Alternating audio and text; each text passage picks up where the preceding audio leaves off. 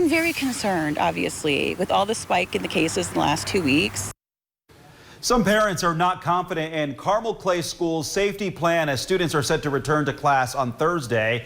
Those parents say they want more options for their students to safely learn. RTV6's Stephanie Wade shares their concerns and has the district's response tonight.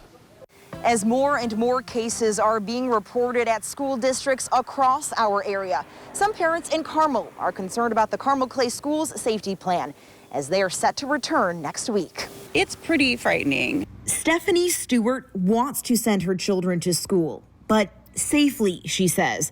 Carmel High School and middle school students were given the options of completely virtual learning or a hybrid of in-person and e-learning. Elementary students, however, were not.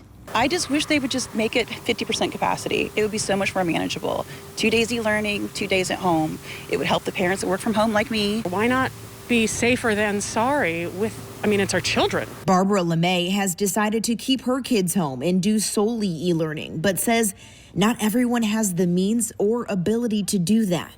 Not everybody has that choice, and we're not listening to those people.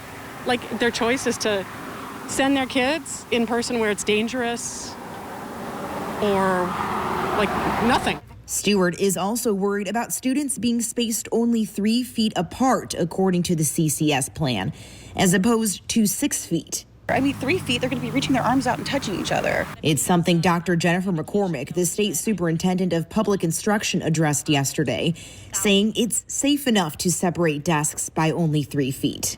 It seems like we're in too much of a hurry to pretend there's not a great big world event happening, and there is.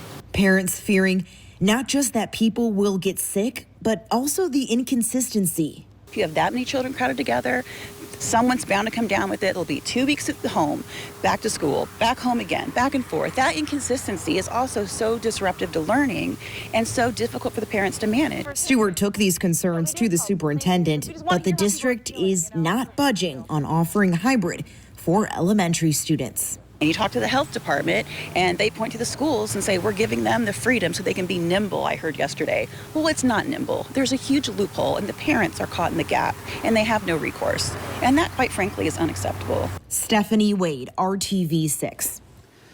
The superintendent tells RTV6 the reason the elementary students are not offered the hybrid option is because it's believed they can follow the guidelines set by the medical community, and it's the best educational program they can offer K through 5 students.